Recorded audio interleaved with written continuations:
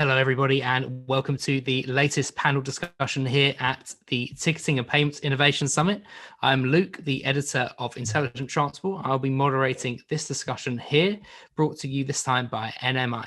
So I'm joined here by Kanan Keeney, Product Manager at NMI, Tina Mork-Pierre, Senior Director of Innovation and Technology Service at First Transit, and Aurélien Cotet, Mass Project Coordinator at Transdev in France. So we have a presentation to start things off from you, Kanan, followed obviously by our panel discussion and the Q&A session from the audience. So for our audience members, make sure you're getting your questions in throughout. And also we have a poll running alongside the presentation as well, and we'll get to the results as soon as we can. So make sure you get your questions in, answer the poll, get your opinions across, and we will have a good discussion. But for now, Kanan, I'll pass over to you for the presentation. Excellent. Thank you, Luke. Okay, well, hello, everybody. Today, I'm going to be talking about mobile ticketing and some of our predictions towards what is going to wind up happening in the future. So obviously, this is an opinion of my own and NMI's, and I'm expecting a good discussion about these points afterwards with my panel and with yourselves. Moving on to the next slide, please. So as Luke mentioned, my name is Kanan Keeney. I'm a product manager at NMI. I'm responsible for our transit solutions, amongst other things, including our device products. So our chip DNA product, things like this, our processor connections, our compliance initiatives, and a few other things that I won't mention today. Moving on. So for those of you who don't know NMI, we are a payment service provider. We are based out of the UK, where I am, and we also have several offices in the United States. And we wind up acting as a global provider for card processing services around the world. So to read off a few statistics here, NMI power over $70 billion per year. We work with 1,400 partners who represent 140,000 merchants. We have about 250,000 payment devices connected to our gateway, which process over 1 billion transactions a year via over 100 processor connections. So moving on into the bulk of the discussion here, and on to the next slide, please. So a common trend that we're seeing is a confusion around navigating ticketing types. And this is something that I talked about in our last discussion with Intelligent Transport last year, of working through the navigation of understanding when a ticket is best and where it's best bought. So moving on to the next slide, please. I know personally, I've found it very difficult knowing, especially when I arrive into a different city, which option is best for which mode of transport. And a lot of this is due to, in my opinion, a lack of a mass service provider to help you navigate those journeys. And also what feels like, to a certain extent, a lack of control that I have as a customer over how I pay and how I identify myself. And that moves well into what I'm identifying as the first future trend. So next slide, please. So at NMI, we believe that the way things are going, anything can become your ticket. Next slide. So in a kind of traditional sense, when I think back to how I would digitally purchase a ticket, I would go online to a provider's website and go through a pretty classic e-commerce checkout experience.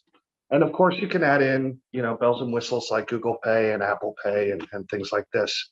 But essentially, you've got a kind of standard retail e-commerce experience where you're booking in advance and you're being given a ticket. And historically, I used to have to find a printer and print out the ticket to then present it to somebody. Or in an even more bothersome sense, sometimes I would be given some kind of identifier that I would then have to go up to a kiosk or a physical person to exchange for another bit of paper that would act as my actual ticket. Moving on to the next slide, please. What we're starting to see here, though, is that if you're already going through this e-commerce experience, this can act as a good moment to actually create an account. And we're seeing that these tickets are changing from being a paper-based or exchange for another ticket kind of scenario into things like a QR code.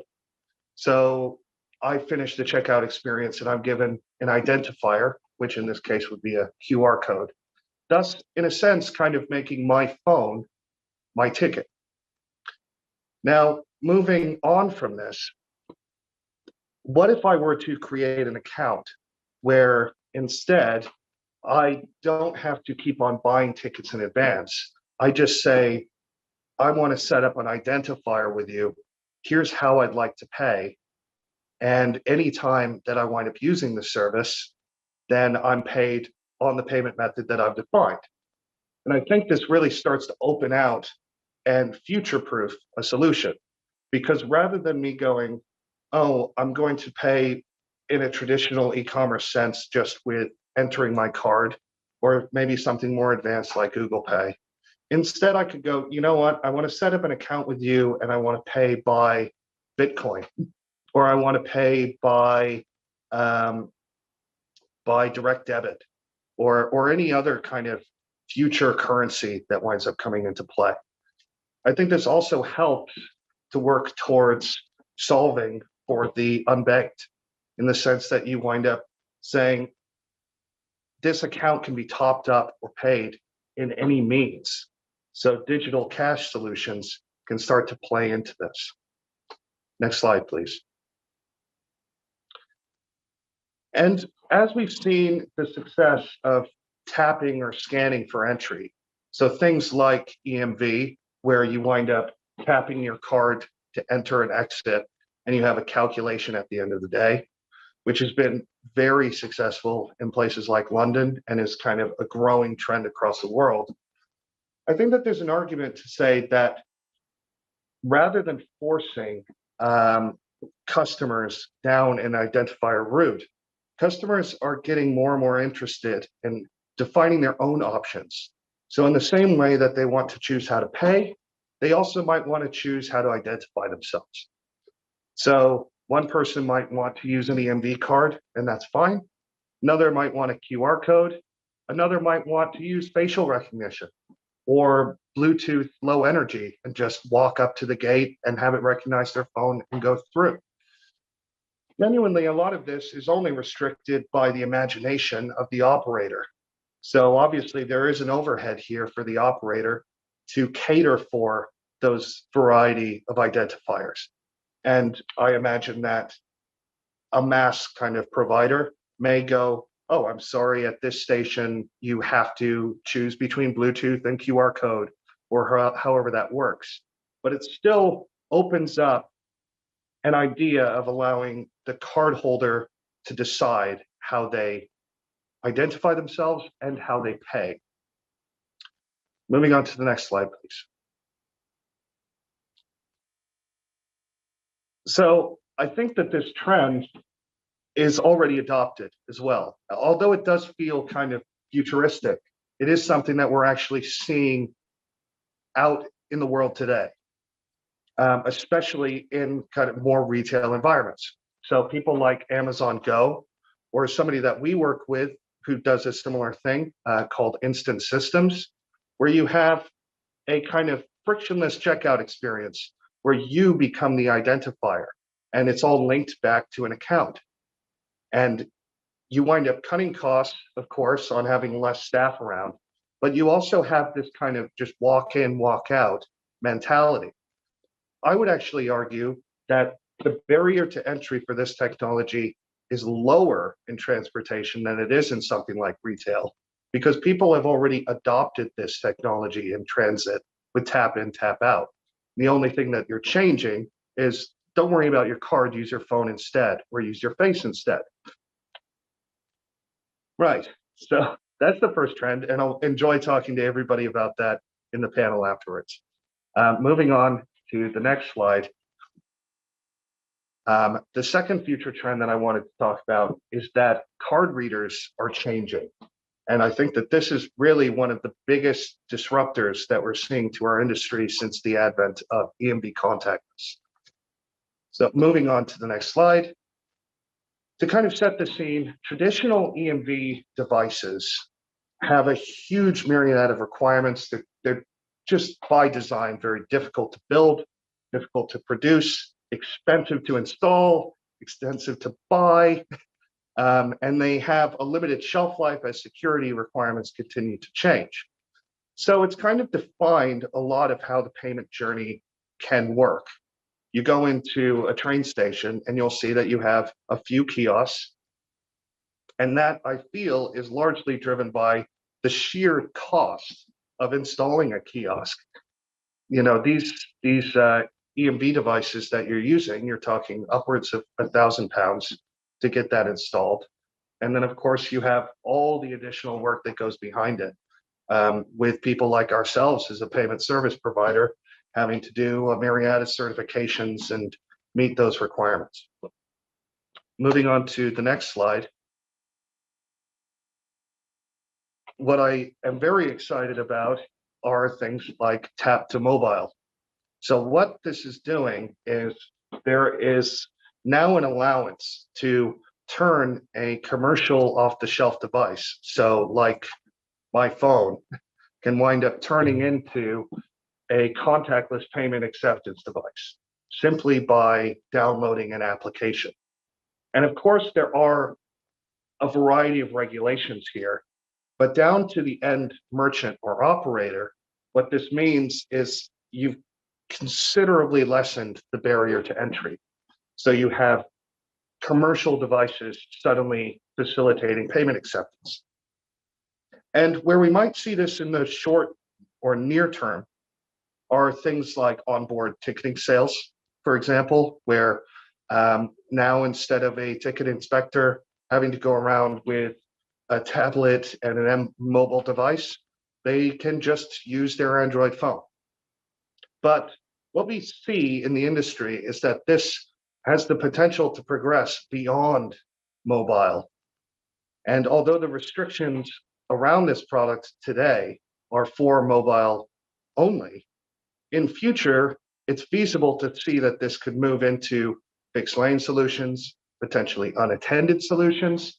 And so you go, well, if I can install a bunch of kind of low-cost Android tablets all over the place, maybe that's a way to reduce a lot of friction, is that I could just get people to tap kind of anywhere around the station and get rid of queuing. I mean, these tablets could be all over trains or buses. I mean, again, it really is just down to the imagination of the operator of what they do with this technology. This is actually something that NMI has been very invested in as a service provider, but then also as a level 2 kernel provider. I'm happy to say that there's actually a product demo after this at 105, I believe, around our tap to mobile solution that I present. So if you have any interest in that, I would encourage you to go to that product demo as well. And moving on, I think that I might be hitting the end of my presentation here. I think my next slide just summarizes that really the possibilities are endless. And that when you start to think about, okay, create an account, you can pay any way that you like, according to the will of the customer, and also define yourself as you like, driven a lot more by the customer. I think that's the way that the future is heading. And that paired with lower cost and lower entry to accepting EMV, which is an established solution, I think that these are two very interesting trends in transit and in payment in general that we'll continue to see evolve over the next 10, 20 years. So with that, I'll end my presentation. Of course, if anybody wants to get in touch, please, email. I think that there's an ability to even message me within the platform here. So please don't hesitate to ask. Yeah, thank you very much indeed, Kanan. I think that's great insight and the perfect platform probably to launch into some further debate. So let's bring in Tina and Aurelian as well.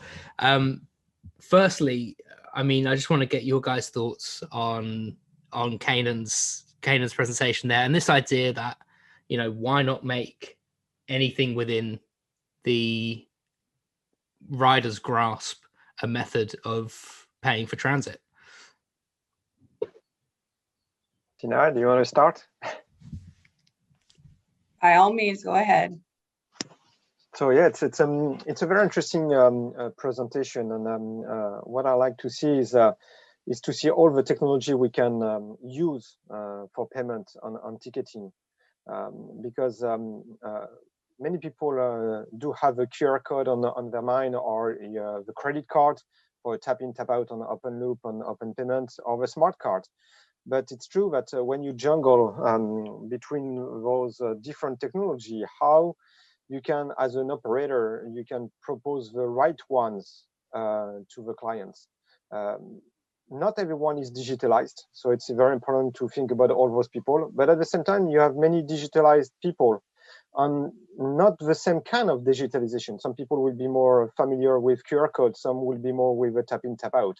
It's really depend on what culture you're from, on what you're more comfortable to do with your smartphone. I can agree to that. I think the other piece is, main piece that you talked about that I would be concerned with is the customer segments. So you have to identify what are your riders going to come in with, right? And in the US, we have a large scale of individuals that are unbanked that are going to be riding our system.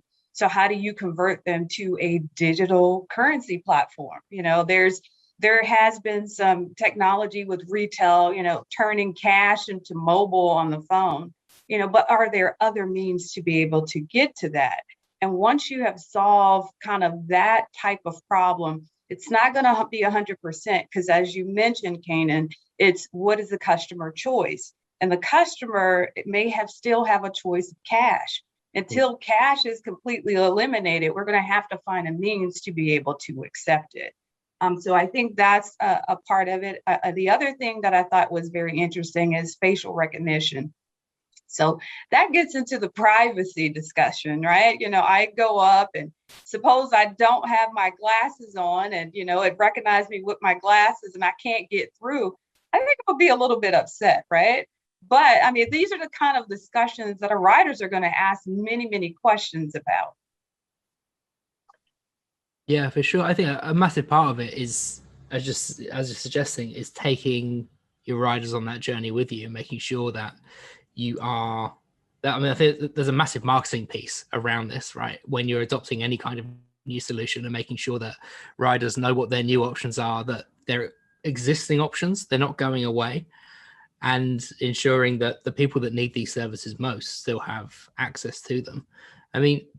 While we're talking about access, I think a lot of the discussion we're going to have over the next couple of days is probably going to focus on removing complexity from kind of ticketing systems and, improving access to transit through ticketing and payments. But I think what I found really interesting is this idea of tap to mobile and actually making the idea of accepting payments for operators and agencies that much more accessible as well, that much simpler. And the impact that that's going to have in lowering the barrier to entry for operators to adopt new systems and then be able to pass those benefits down as well to their riders. And I don't think you can understate that really. I would like to add something to what you just said. Is there are two things that are interesting when we talk about user. We always talk about user as a person, only one person. When we start to think about digitalization, we need to think also about people who are not digitalized because they are too small. So that's mean an adult with a kid that is not age appropriate to have a smartphone, or because the parents they don't want it, but it's such age appropriate to pay half price a fare. So it's important also to think about that, because facial recognition is something where it's true, it's going to be easy, it's just the person, and after that it could be linked with your profile with an age. When you have a QR code, I saw a lot of ticketing solutions that are very powerful by their simplicity, but for simple tickets, and they're not adapted when you want to travel with someone else. So that's why the second point I wanted to make is also the problematic of different network where the fare collection could be very complex. And it's not because you have something very easy to buy, meaning that behind the scene, the machinery is not complex and they can solve all the solution on all the options offered. No, I totally agree. I think, yeah, there's a clear difficulty, and you think of the future, and a lot of the time you kind of make maybe too far of a step, right? I know that I do it all the time, that I go, okay, well, the future is going to be mobile phones and it's going to be all digital, but then there's a reality there that cash will probably have to remain in some form. And then how is cash digitized? And then how do you digitize something when people don't necessarily have something digital in their pocket to use with it? So then you're kind of going back to that physical form. And you go, well, is that just going to be a necessary evil? And then with things like group ticketing, that's a really good question, right? Because especially, I know I've heard of it as a common complaint with barriers, right? That, what one person in a family has a QR code and you have to keep on passing the phone back, or, how is that going to work? It's just a mess. But then barriers have a very useful use in a lot of transit situations of restricting flow of traffic. So people would go, oh, well, I don't want necessarily to get rid of the barrier altogether. So totally agree. I think maybe this is just agreeing with the validity rather than giving any answers, but these are definitely things to consider. Well, I think in the QR code itself, if we're talking about group, it could actually have the information that says, I have got 2 adults and 2 kids, and it'll allow it to go through. I think that's maybe a simple solve for, because this technology has been around for a long time, right? I think the biggest thing that I'm going to take away from here is something that Luke said. He talked about the marketing aspect. I'm going to put in education. That's where we fail at as transit operators and software providers, is education. It's explaining to the customer, we give you all these great options, but do you tell them how to use it effectively? I think that is the biggest part. If you can explain to an individual how to use it and how to use it in various forms, they can take into themselves on what options they would choose from. There is an education that's here, and there's a lot of questions that's going to be asked. And I'm going to go back to this facial recognition, because I think you're onto something here, especially when we talk about, younger kids and students that may not have a mobile. By the way, I've seen a 5-year-old with a smartphone device. So, things are changing as we speak, but that's not the point. The point is that how do we have our riders feel comfortable with the new technology that they are going to be able to, we and others can gain more information about them. You're going to have those anonymous riders. And how do we allow anonymous riders to continue? With the closed loop technology, it's there. In a lot of cases, you do not have to register the card, but they're also wanting to look at other ways of making that payment as well and make them feel comfortable. And so that's going to continue to be an issue. In addition to that, how do we continue to stay up with the trends? You talked about facial recognition, you talked about EMV, and I'll say from the UK perspective, you guys have had EMV for quite some time. We in the US, we're just breaking through the door, okay?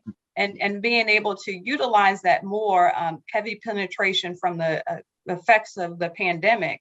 But what else do we look at that's out there? Have we looked at where, you got Cash App? They actually have a card that you can use and provision and, Google Pay, Apple Pay, Samsung, or whatever, and they can tap the system. And those are the individuals that we want to also make sure that we bring along with us. So there's other means of payment. We just need to make sure it is brought into that same limelight. And so how do you guys feel about that? So I'm gonna answer because I like the educational part. I had this discussion 2 weeks ago or last week with the CEO of RDT Denver, and she was mentioning that it's true that education on how to use this new technology was a major thing, especially because you still have people thinking that the contactless, you could be in the bus and someone can steal your money on your contactless card. That's nearly impossible unless you have the terminal of payments with you, and you can't exceed a certain amount. But who's going to do that? I mean, because all those devices are rented or bought, so we know who owns the thing. So it's complex. Education is definitely it's very important. I do agree with cash, and that's why I wanted to come back with the fare. Most of the time, the fare are designed to make sure that the people who do need cheaper fare can afford it. In the US, you have a lot of people who are taking the public transport because they can't afford a car, and they are paid by the day. And most of the time, the fare are interesting if you are able to afford a weekly pass, for instance. And some they can't. With the thing you could do with every day you pay your fare with a specific card, you could be able, thanks to that, to have only cash, having just a simple card, where it accumulates the knowledge of what you have already paid to be able that you pay the right fare at the end of the week. And it's innovation, but it's true. We need to think about that. Yeah, and I think that plays into maybe a discussion around different user groups as well, right? So we focus quite a lot on, the unbanked. So people that perhaps are already very reliant on public transportation, and making sure that we don't disrupt that by introducing some kind of futuristic technology that isn't suitable for purpose. But then there's also the users that they're in their car every day, and we want to get them out of their car and onto public transport. So meeting in the middle there. And I think what made me think of this is what you said around, if I'm paying every day, but then if I can get that discount as if I had a weekly ticket and had bought in advance, things like loyalty can really encourage people to wind up giving things like public transportation a chance. And again, I mean, that's easy when you think about, oh, I've got my smartphone and I'm identifying with that. And it gets more difficult the further away you are from a digital account that's centered somewhere. I know that there's been discussions of, maybe there is some kind of EMV card that can be issued by governments for the unbanked. I'm not sure that that's something that we can rely on happening in any short amount of time. I'm sure that it's a different story depending where you are. But I feel that maybe there's something in that it is some kind of physical card that's linked to an account that you can top up to be able to take advantage of digital services without actually having a bank account behind it. Again, I feel like the card holders or the customers will define a lot of this. That I know in London, things like the Oyster card have done very well to solve for this. However, I'm not sure how much it takes advantage of things like loyalty or actually building an account around a person. Granted, some people will not want their identity known to that extent of having an account with their name and address and all this thing. But some people will and are losing out on that because they aren't a smartphone holder or anything like that. So trying to unify that in some way, I think is key, Well, I will say retail has done it, right? With loyalty program. They get me all the time, right? card brands have done it because they give you back a percentage for using it in various ways. Why can't that happen in transit? And I believe it can happen in transit. And that could it could actually bring new riders to the system. Kanan, you talked about getting people out of their cars, right? And then we talked about education. Normally, an individual that hasn't written a system or tried something out really needs education on how to ride. They want to feel comfortable that if I leave from here to get to point B and then I need to get to point C, it's going to get me there on time and I can actually follow the instructions. Not a whole book about it, but something that's very simple that I can easily walk through. With that loyalty program, you can allow an individual to try out the service, right? Get them in there, let them try it out, give them a good 45 days, because that's from an educational standpoint, that's how I'm going to make something a habit. But at the same time is, as I'm writing the system, that's where I can gain some kind of discount, not necessarily on fares. You got to remember, there is a retail component to go along with this. If you tell me I can go into a Starbucks, one of my favorite places, and I can get me a free drink, I can get 20% off, then guess what? I'm going to keep going for those points. I think that is a huge benefit as you're looking at not only bringing individuals back into, riding public transportation, getting them out of their cars as well, but help transforming into a digital space. It's education, is trying to get them to understand. I do see that happening in the US where there are loyalty programs that are introduced at different agencies. It started very small. You guys remember fare capping is still here. And I still consider that as a part of an initial part of a loyalty program. Now you have other partners that have actually joined that's offering a whole entire platform to transit operators. And this is something that First Transit is looking for our clients as well. Try to give them a good type of payment solution that they can offer to their riders, which is very large scale, but also where's that loyalty component that goes along with it. But again, when it comes to loyalty, that's when we have to know some information about the rider. And so if we're talking about the user groups, we're going to have individuals that are going to be anonymous. And they may have to stay anonymous and they may not benefit from the loyalty, but they're able to use it in a digital format, whether it's the closed loop card, they can actually use that as well to ride the system. So those types are going to be here for a while. I want to add something very, you mentioned a lot of interesting points on so I don't know if you read the press recently, but Sydney just released an innovation with their Opal Cards. It's like the Oyster card, but it's like a wallet on a card. And the idea there is to push people to be more intermodal and to not give up their car, but to try to find alternatives. And for that, they decided that this Opal card can be used with other than the public transport. So that means you can pay your public transport, but also after that, you can pay for the bike, for the Uber, for the taxi.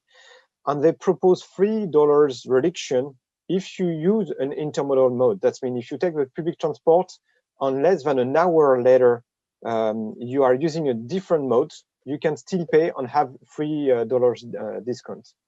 So I thought it was pretty interesting how to encourage people to use more public transport. After that, when we are talking about Europe, it's true compared with the US. In Europe, the cities are more equipped, I would say, in terms of public transport, buses, tram, alternatives. And that's why also you have a lot of employers who are providing mobility services for the employee, mobility budget. And you can see in Belgium or Netherlands that employers are providing a dedicated credit card for mobility where the employee can use it for taxi, for parking, for public transport. You can't buy anything else. So you can't go to Starbucks for that, but you can still use it for this. And I think a big part of the education needs to be done by employers. Why? It's because a big part of the mobility is done by commuters. Commuters go to work, employee, employers. I skip the delivery because the mobility also is the delivery world. It's a different part of the congestion, different part of the problem. But I think employers are also a big part of the solution, and it would be interesting to think about that too. I feel like a critical part of that is transport operators creating more open platforms as well, so that mobility as a service providers can walk in, as an example, and go, oh, okay, you could take this scooter or you could take this bike, and we have links in to be able to charge on their behalf. There definitely is an interoperability issue there that stands in the way of a lot of this progress. And it makes sense, you know, people want to keep their piece of the pie. But when you think of the benefit to the customer, if this was open so that they could truly see the best option for them and flexibility of payment, that would be the ideal, I think. I do agree. The mass should be managed by the authority and should be opened. And it doesn't matter if it's the operator who are running it or a private. If it's followed the public transport authority mobility policies, because the problem with the B2C and B2G, business to government, is the government is there for everyone. It's inclusive. The B2C is there for business. So that means they're just going to serve the people who can bring the best margin for the best. So it's very important to make both can can live together, but the B2C can't overcome the B2G, according to my opinion. And I'm glad you spoke of that, because in some cases you have agencies that don't know what to do and how to move forward with MOS. I mean, that's the bottom line.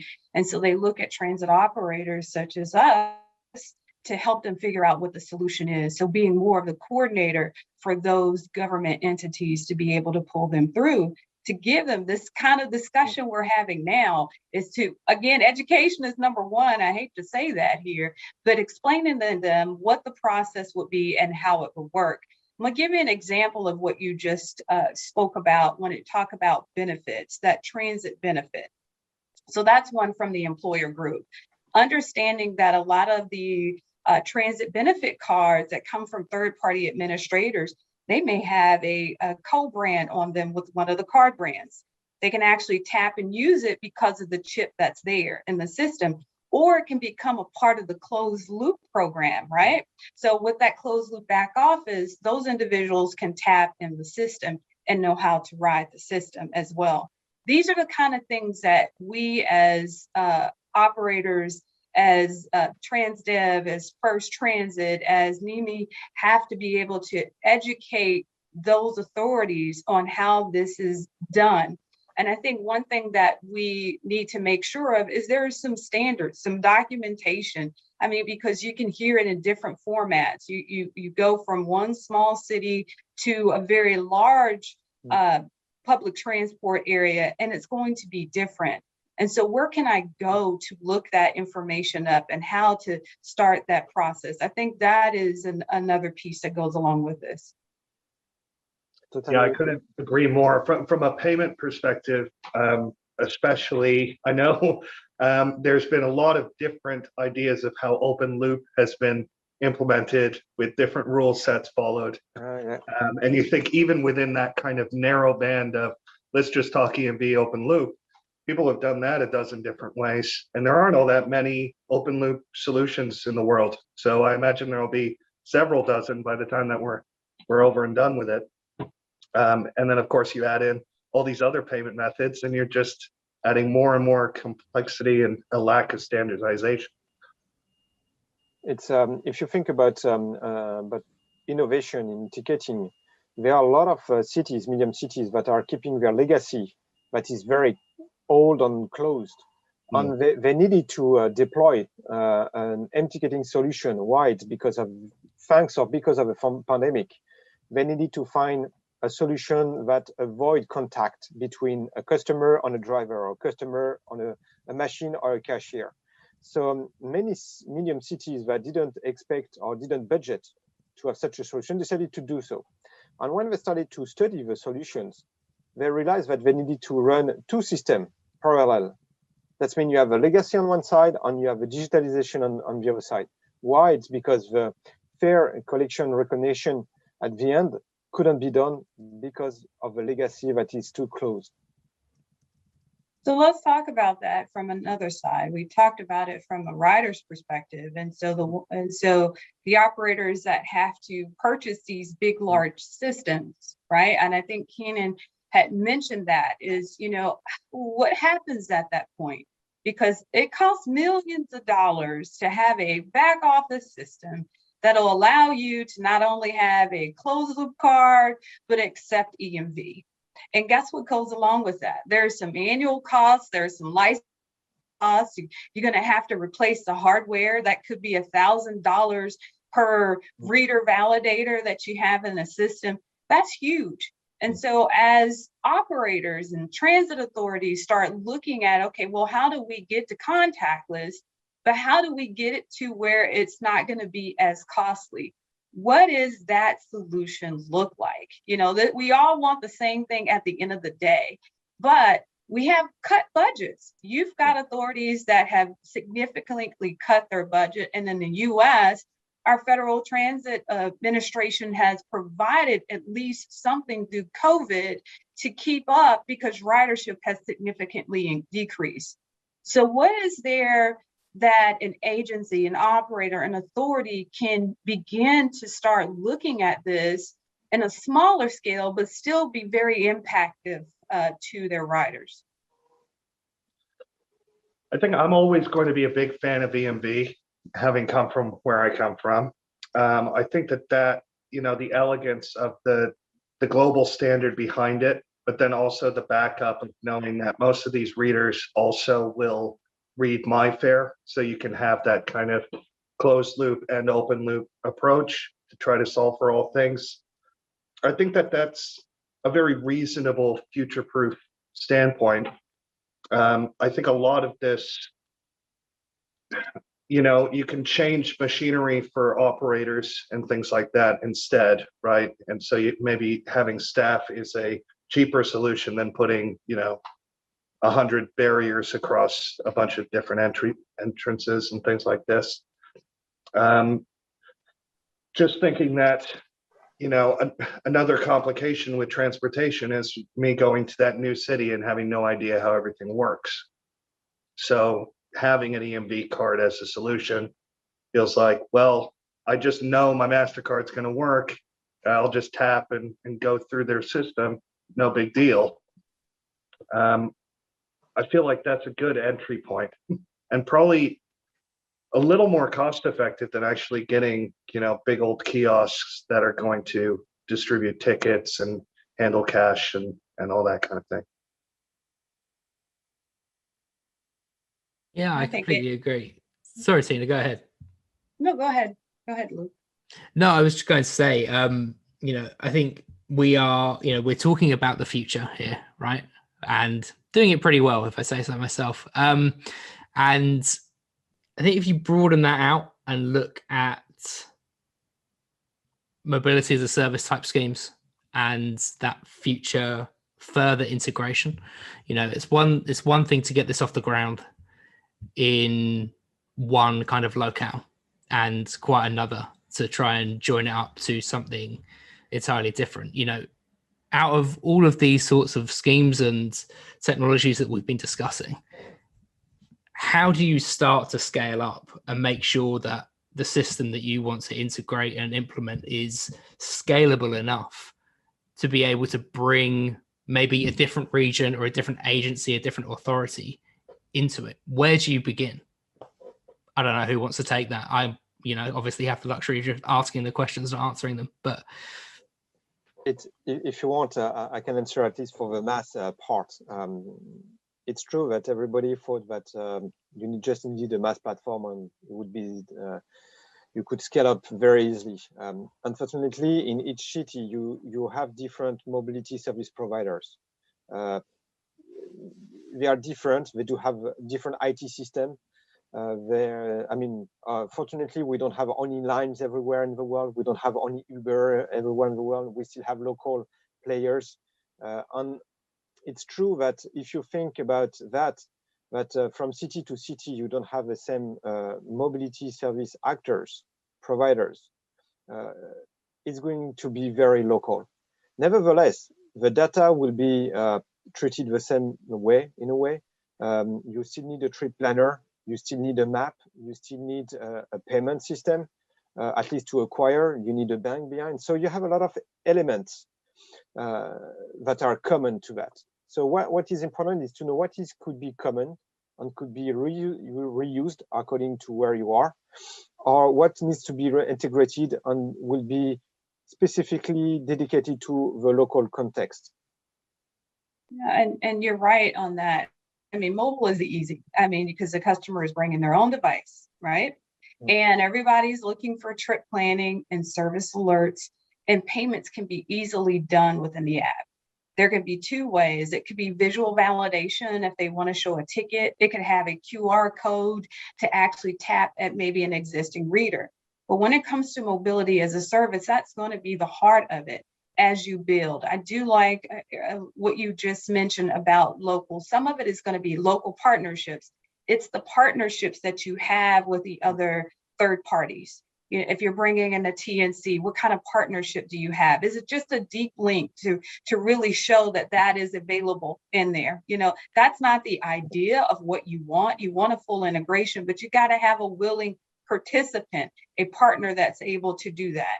You're talking about micromobility. Micromobility is a huge piece as well. So how do you bring in that offering? Again, it's not the technology because it's there. It's not those back offices because it's an account-based system.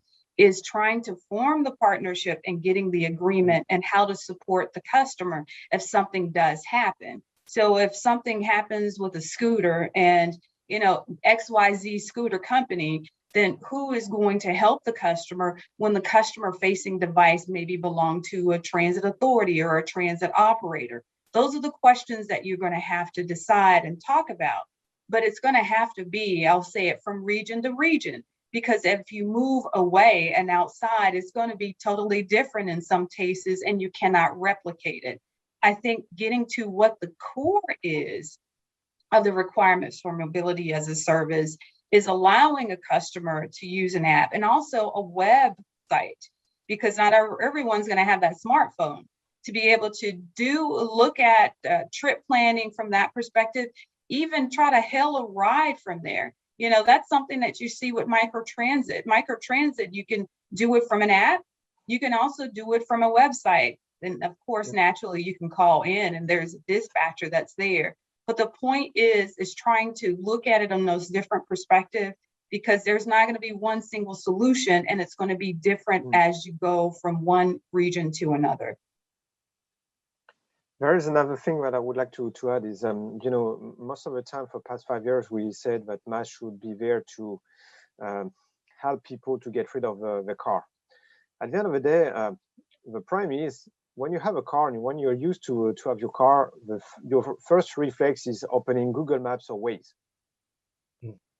So it's so far away from providing you an alternative as your car. Google, yes, you can, but you have to point onto tab, say, okay, that's my trip with a car. Let's see how it is with a public transport. It's not automatic. And the fact that it's not automatic and you can't see it, it's going to be very difficult. And that's where I like what Tina said, education. It's going to be important that people will take the risk to open a MaaS application and see what kind of alternative could be made outside the car.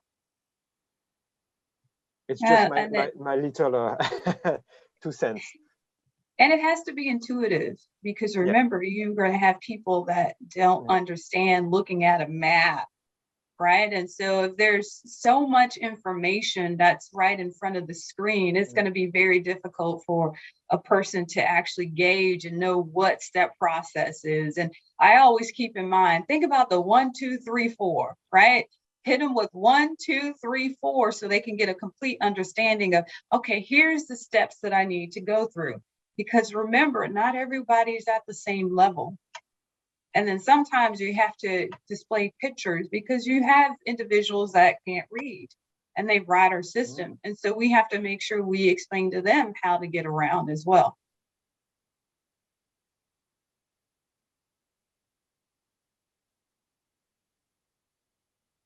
I completely agree again. I mean, it's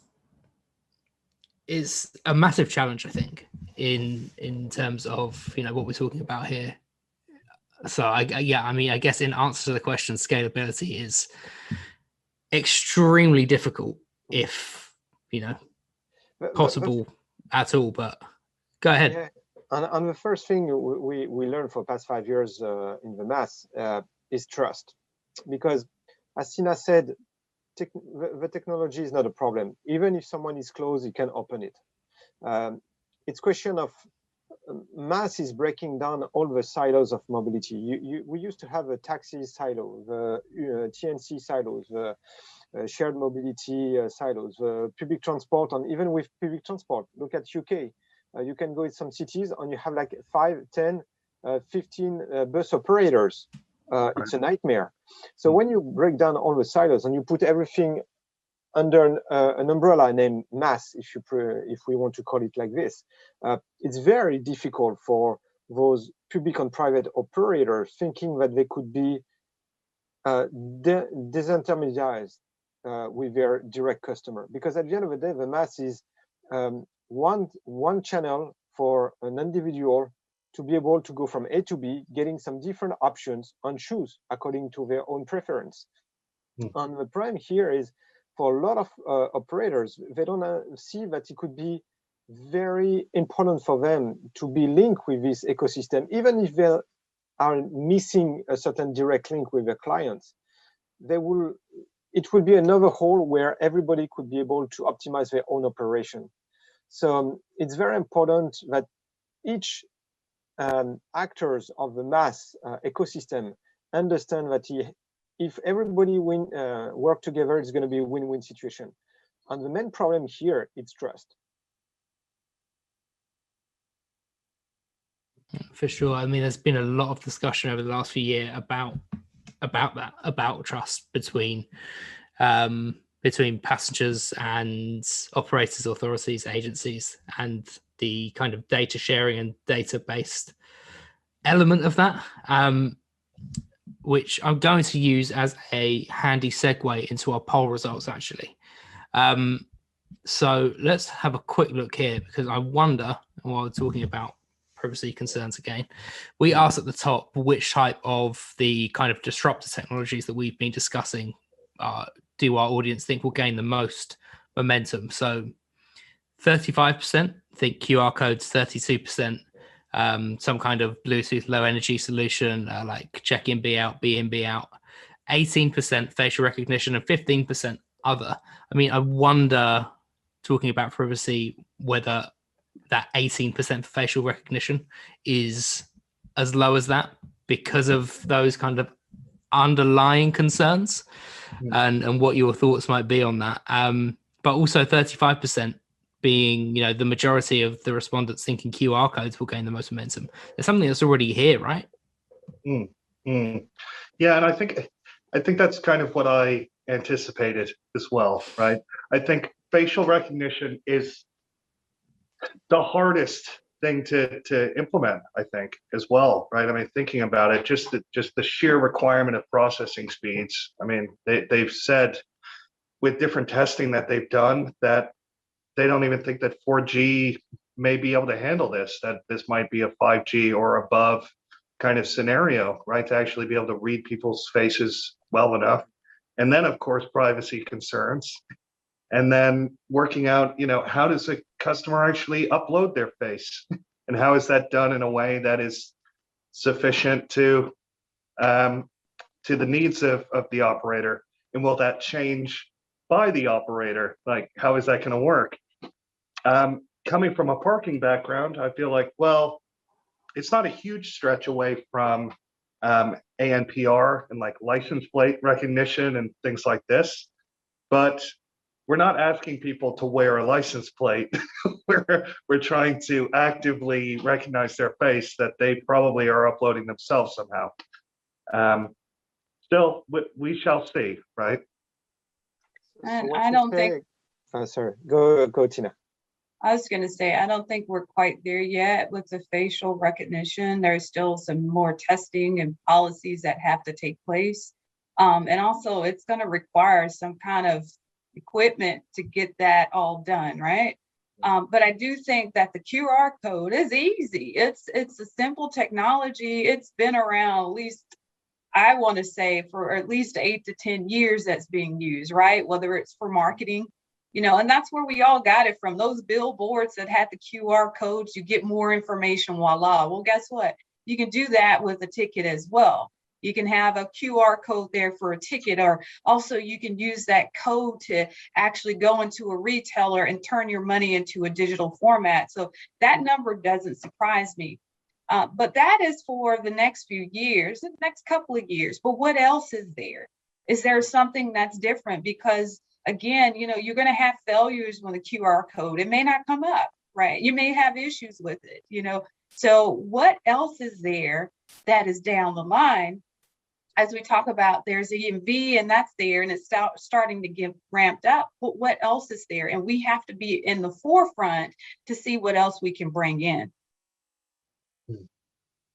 So to combat, I'm not surprised either for a QR code. If you think about that, you have QR codes to travel when you take the airplane. I mean, for past 10, 15 years, I don't know how, at least for past 5 years, I've got it in my phone. So I never print a ticket to get in the airplane for a long, long time. So maybe, Kanan, what do you think about the fact if we would have tattoo a QR code here? That could be, the intermediary between facial recognition on QR code. There we go. That's the solution. We figured it out today, folks. No, that's totally no. I was kidding, but I thought it was interesting to have both mixed. One is too far away from the future, and one is already there. So maybe we could do an intermediary between that. One thing I do wonder with QR codes, though, is the security around it. I do wonder how long is it going to be until some clever guy comes along and goes, hey, wait a second, I can make up a different QR code that gets me everywhere for free. That happens. Yeah. Well, it depends on what kind of technology you are using behind, because you have different kind of QR code. On their QR code, where you really need to have a huge, powerful computer behind you to be able to break down the system. So and they are cheaper and cheaper. So for me, the QR code for the money of being able to be mobile for free, you will have to spend a lot of money just to break down the system. Right. So it's not worth it. So it's still, for me, it's still something very secure. Yeah. For sure. I mean, with any of these sorts of solutions, as you're all rightly saying, you need the development and investment in the back office to power it and to make sure that it's secure and that it's reliable above all else, I suppose. But is it affordable to look to invest in each of these as much as we would love to, love to have all of these options open to travelers? There are, especially at the moment, very real financial restrictions on what agencies, operators, and authorities can do and what they can invest in. How do they begin to make those decisions in less than a minute, if you can? Well, I think the evidence that we've seen today seems to point towards card-based or QR code-based. Those seem to be the ones that are resounding with the audience and resounding with the panel group. I don't know if you guys would agree. I do agree. I think the easy startup is mobile. It's easy as a startup and start looking at your credit card interchange fees. That's the main thing that the agency has to look at. Is what is your reoccurring cost with your developer for your mobile side of the app, your credit card interchange fees, and start looking at your fare box and ticket vending machines to see what you can get reduced from there, because it will be a lower maintenance that you should see and a lower cost to do collection from the cash devices. I'd say that could be the initial for them. That was a big success in less than a minute. Thank you all very much. Really, really appreciate your time. That is all we have time for on this one, though. But thank you all for taking the time out, for participating, for your insights. It's been fantastic. I'm sure we could go on quite comfortably for a little while longer, which I suppose actually is useful for our audience. After this, we do have a quick meet the speaker session on a separate session to this one, which you can find in the agenda. So we do have some unanswered questions here as well, and another poll that we haven't had time to go through. So I'll direct people towards that, and let's see if we can keep the discussion going. But obviously, people can reach out to the panelists and just use the platform to get in touch. Obviously, you can drop by NMI's exhibitor stand for more information and ask any direct questions to them there as well.